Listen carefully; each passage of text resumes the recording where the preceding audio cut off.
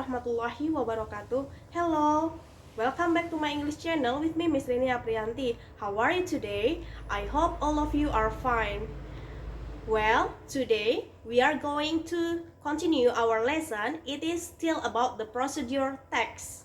As we learned before, procedure text is a text that explains how something works or how to use instructions or operation manuals. For example, how to use the smartphone, how to use the video, how to operate the computer, and how to use the tape recorder, and etc. There are three generic structures of manual. The first one is goal or aim. This text contains about the purpose of making or operating or using of something. Nah, jadi generic structure yang pertama adalah goal atau aim. Ini diartikan sebagai tujuan.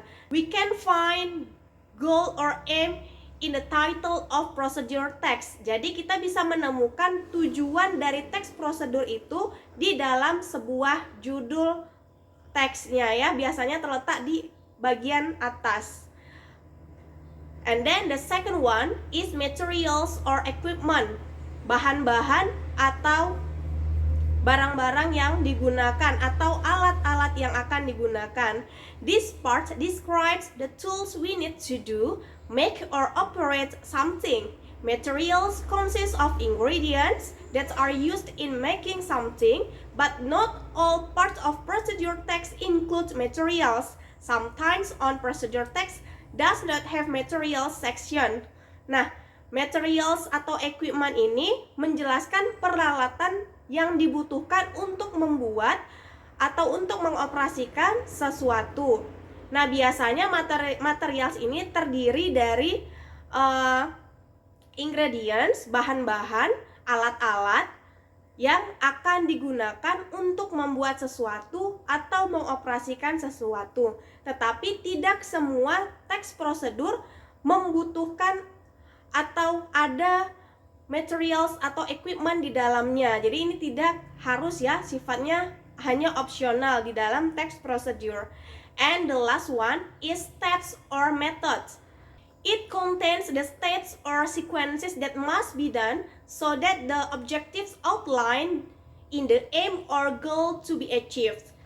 Steps or sequences must be a sequence from the first to the last. Langkah-langkah ini berisi urutan apa saja yang akan dilakukan untuk melakukan atau menggunakan sesuatu. Nah, langkah-langkah ini diurutkan dari langkah yang pertama hingga langkah yang terakhir, sehingga tujuan di dalam teks prosedur tersebut bisa tercapai.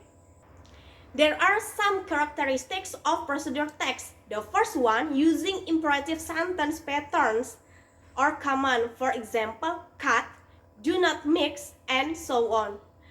Yang pertama, menggunakan kalimat perintah. Contohnya, memotong, jangan diaduk, dan lain sebagainya. Nah, kalimat perintah di sini menggunakan kata kerja pertama. And the second one, using active verbs such as turn, put, do, mix, and etc. Jadi yang kedua itu menggunakan kalimat aktif. And then using connectives or conjunction to sort of activities such as then, while, and etc. Jadi gunakan kata penghubung untuk menghubungkan aktivitas satu dengan aktivitas lainnya. And then using adverbials or adverbs to express detail the time, place, manner accurate. For example, for 5 minutes, 2 hours, and etc. Menggunakan kata keterangan untuk mengungkapkan waktu secara detail ataupun tempat atau juga menyatakan sebuah cara. Contohnya ya, selama 2 menit, selama 2 jam, dan lain sebagainya. And then using the simple present tense. Jadi di dalam teks prosedur harus menggunakan tenses simple present tense. Well, this is the example of procedure text, especially manual. The title is How to Use Google Classroom. Nah, title ini disebut juga sebagai goal atau tujuan. In this procedure text, there are 6 steps. Okay, we come to step 1. Go to classroom.google.com and click Go to Classroom. Nah, step yang pertama, buka classroom.google.com, kemudian klik Go to Classroom. Nah, di sini kalimat imperatifnya bisa dilihat di kata-kata pertama ya, go dan click. Nah, kemudian step yang kedua, enter the email address for your classroom account and click next. Nah, di step yang kedua di sini ya juga menggunakan kata kerja pertama di awal kalimat yang mengindikasikan bahwa kalimat tersebut merupakan kalimat perintah. Masuk ke alamat email ya untuk akun Google Classroom kamu dan kemudian klik next. Kemudian step yang ketiga, enter your passwords and click next. Ya, masukkan passwordnya, kemudian klik next. Nah, ini juga menggunakan kalimat imperatif. And then step 4, if there is a welcome message, review it and click accept. Nah, di kalimat ini menggunakan tensi simple present tense. Ya, yang mana tensisnya? Yang mana kalimat yang menggunakan tensi simple present tense? If there is a welcome message. Nah, ini merupakan tensi simple present tense. Kemudian diikuti dengan command, kalimat perintah, review it and click accept. Nah, kata kerja pertamanya di sini menggunakan review and click.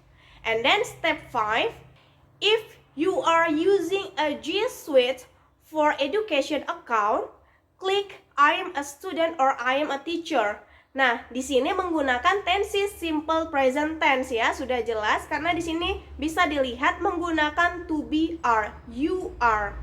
Ya. Kemudian juga ada kalimat perintah dengan menggunakan kata kerja pertama, klik. Ya.